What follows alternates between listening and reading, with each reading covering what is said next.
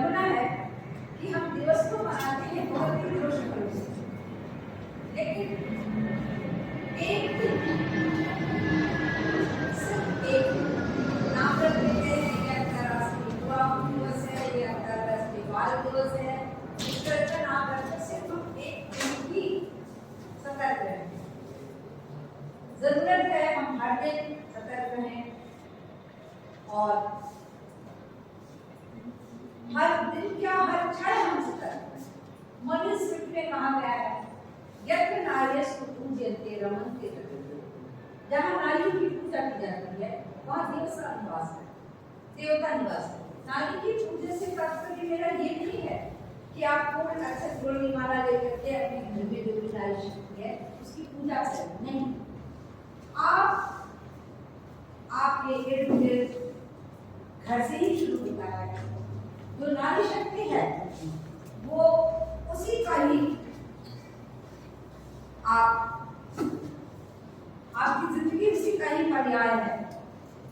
किसी भी नारी को अलग करके आप अपने अस्तित्व की कल्पना नहीं कर सकते। माँ के गर्भ से पैदा होते हैं, आगे आपको बहन मिलती है जो पकड़ कर आपका साथ देती है, फिर आपको बड़े हो जाते हैं, आपका विवाह संस्कार होता है और आपके साथ एक सहकर्मिणी सहधर्मिणी जो भी आप कहें पग कदम कदम आपके साथ चलने वाली एक नारी शक्ति होती है।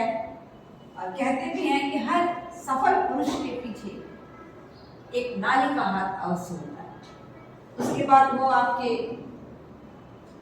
प्रक्रिया में आप हर कदम आपको एक नारी शक्ति की जरूरत है। तो मेरा तो ये मानना है कि आप हर दिन नारी का आशीर्वाद लेकर, आशीर्वाद कैसे मिलेगा? आप जब दुख नहीं पहुंचाएंगे अपनी माँ को तो निश्चय ही सुगृहिणी, सुसंस्कारी, सच्चरित्र पत्नी का आशीष आप अपनी माँ से पाएंगे।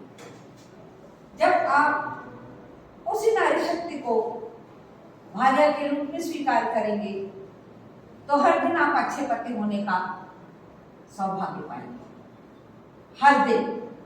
और यही प्रक्रिया आगे बढ़ती रहती है और अंत में एक आप सफल पुरुष मिला। कुछ लोगों के मन में ये प्रश्न उठ रहा होगा कि हम क्या करें इसके लिए, सफल पुरुष या सफल व्यक्तित्व होने के लिए हम आगे क्या करें? आपको करना बस इतना ही है कि जो भी नारी शक्ति आपके उस रूप में स्वयं को रख करके देखिए। सुबह उठकर माँ, शायद कोई ऐसी माँ हो माता को भलेगी, लेकिन माताओं के भी रूप बदले हैं, इसको भी मैं स्वीकार करती हूँ। तो शायद ही आप किसी ऐसी माँ, अगर वो ऐसा नहीं करती है तो वो माँ के दर्जे में नहीं आएगी, वो उसका डिवेल्युएशन है। शायद ही कोई माँ होगी अपने स्कूल जाते कॉलेज जाते हुए बच्चे को 2 पराठे अपने हाथ से बनाते हैं। आप घर में रहें, अगर आप हॉस्टल में छात्रावास में हैं तो जरूर एक फोन कॉल आएगा, बेटा आपने नाश्ता तो किया कॉलेज जाने के बाद? बोलिए, आप सब हमारी इस बात से सहमत हैं? है ना?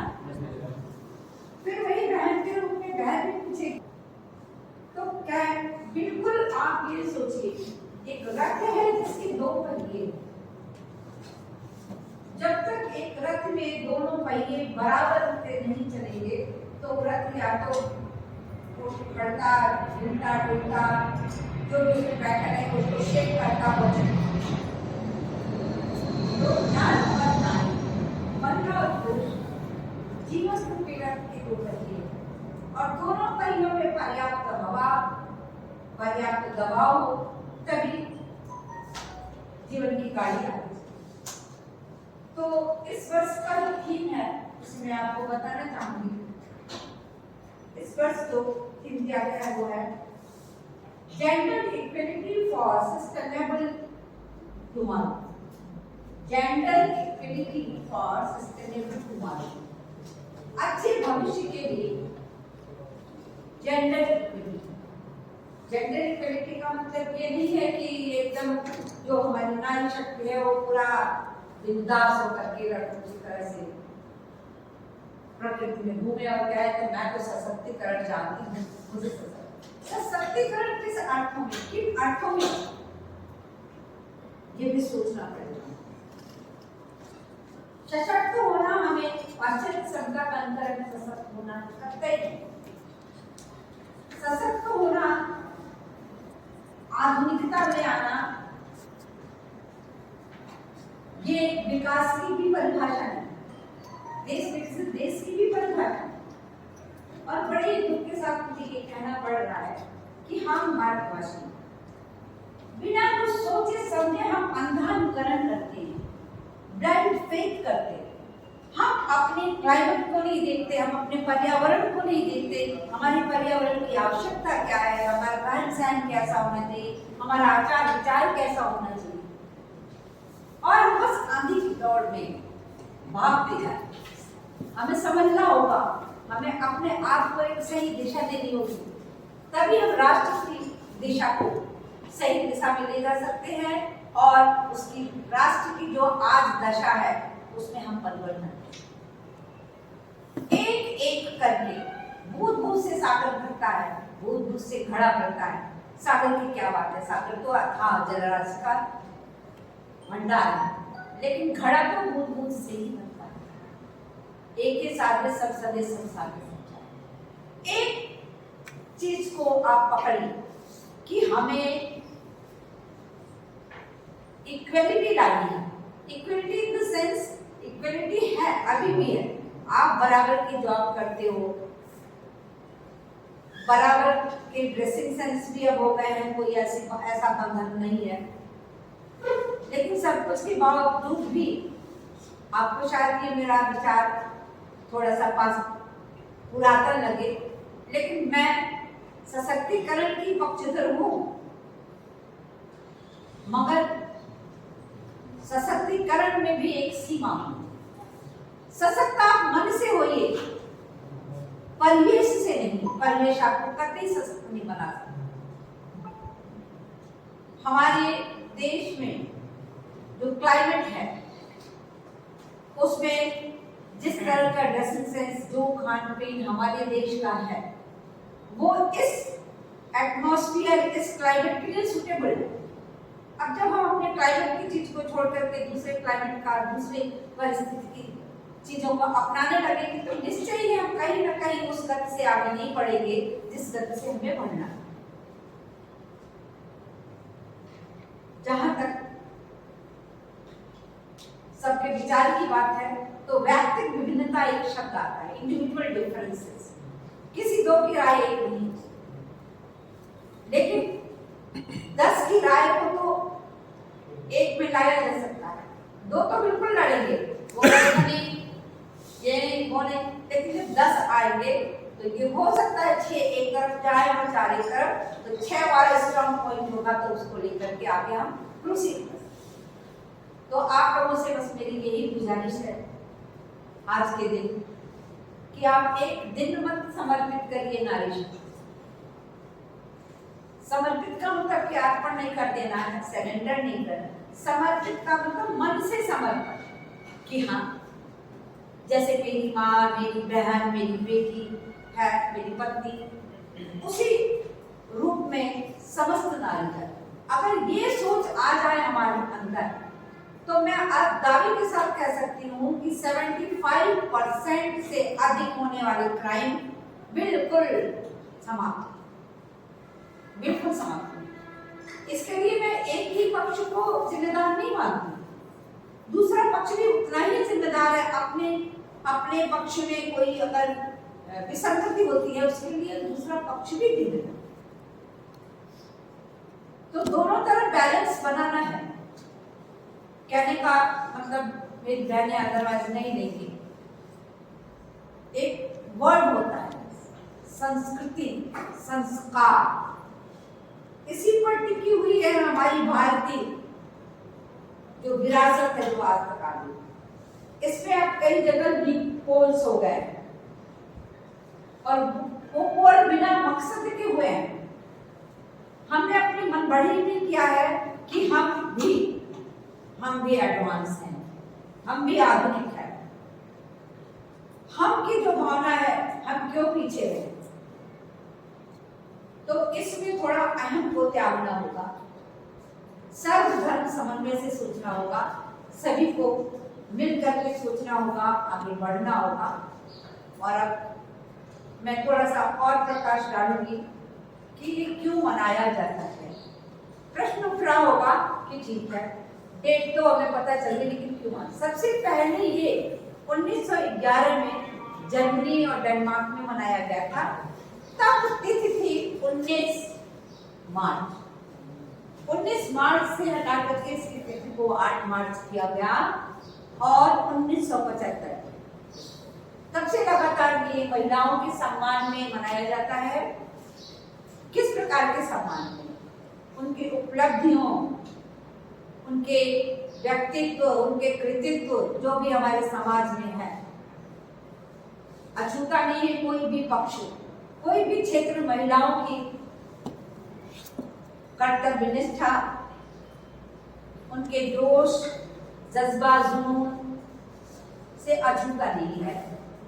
और चल रही है महिलाएं पुरुषों के साथ कंधे से कंधा मिलाकर, कदम से कदम मिलाकर प्रगति के रास्ते में चल रही।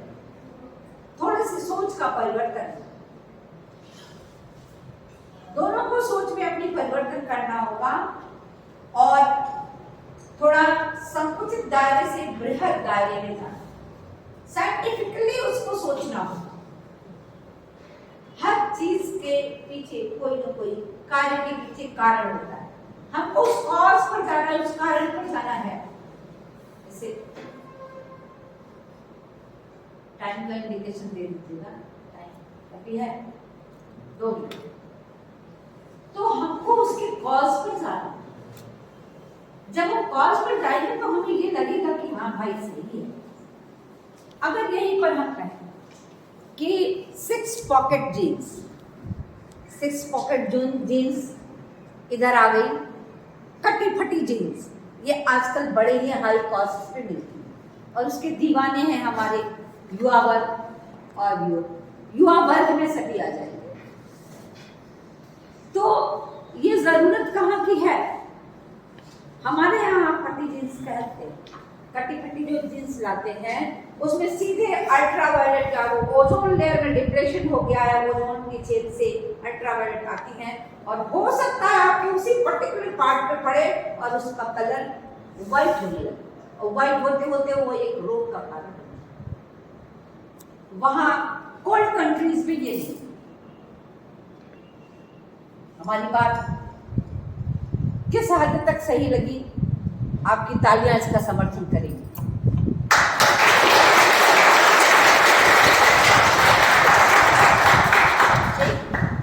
दूसरी बात चली 6 पॉकेट जीन्स की। 6 pocket is any need here to 6 pocket. आप घर से कॉलेज आते हैं, 6 पॉकेट की जरूरत है? नहीं।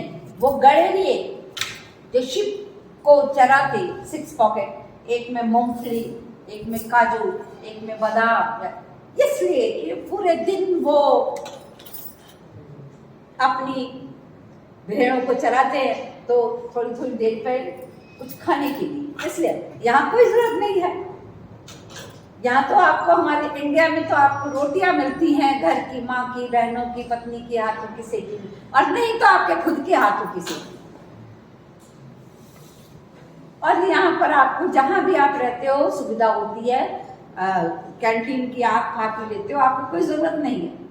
एक्स्ट्रा बर्डन क्यों ला देंगे आप अपने ऊपर? एक्स्ट्रा बर्डन ला देंगे जहां जहां जिनसे ऑटोमेटिकली कभी न कभी आपका हाथ जाएगा, उन नस नाड़ियों पर अनावश्यक दबाव पड़ेगा जो कि आपके blood vascular system defect create करेगा। तो अब मैं अपने शब्दों को समेटना चाहूंगी समय सीमा में रहकर। तो आपसे यही कहना है, यही गुजारिश है कि अगर आज से ही आप सोच लें कि हर दिन हमें कुछ न कुछ अपने में सुधार करना है।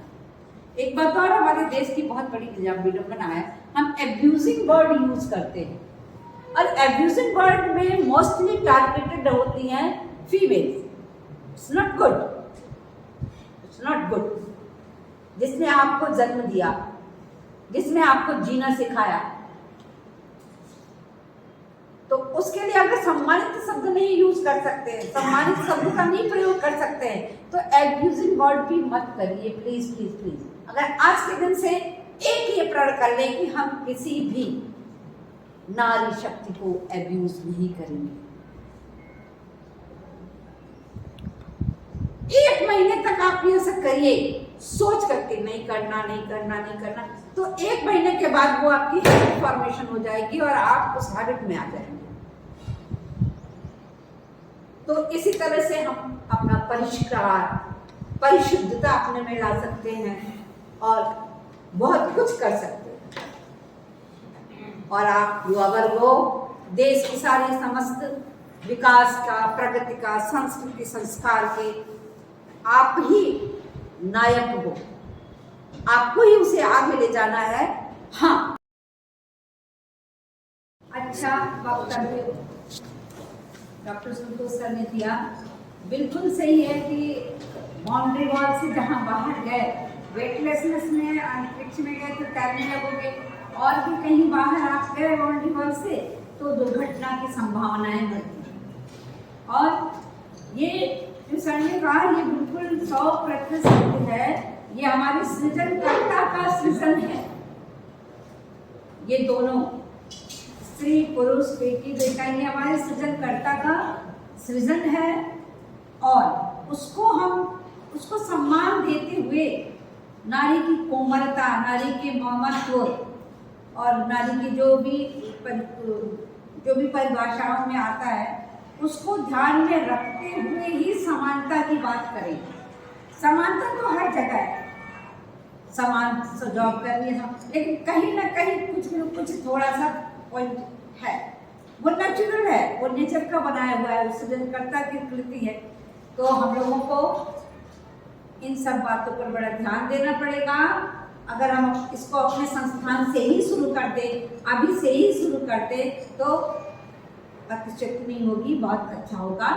आप जहाँ जाए अपना, मैंने कभी कभी देखा है, बड़ा अच्छा कभी कभी दिखने को परिदृश्य आता है, बस भरी हुई है, मैं चढ़ती हूँ, जगह नहीं है, तो कोई आप ही लोग की तरह से नौजवान बच्चा खड़ा हो जाता है, बैठ जाइए, इतना अच्छा लगता है कि अभी भी हमारी धरती पर संस्कार है। और वही जो कुछ भी परसेंट, मान लो 25% ही माने ऐसे, उन्हीं के बल पर ये सृष्टि चल रही है, आगे बढ़ रही है।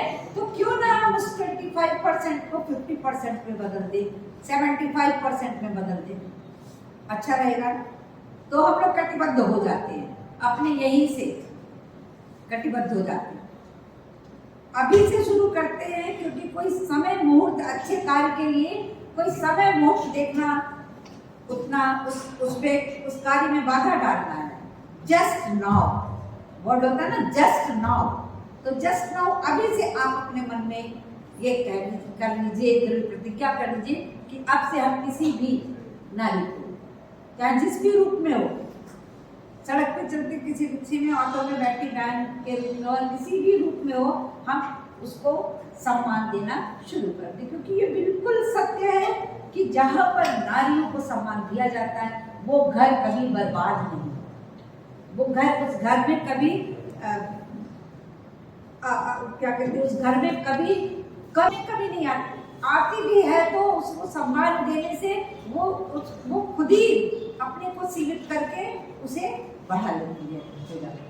ठीक है, आज का दिन बहुत अच्छा रहा और आप लोग ने बहुत धैर्य से सुना वक्तव्य, और इसी के साथ हम आदेश चाहेंगे कि समापन किया जाए। समापन नहीं, इसको आगे इसका विस्तार किया जाए, इस सोच का विस्तार किया जाए, और इसी के साथ हम अपनी वाणी को विराम देंगे। धन्यवाद, बहुत बहुत आभार।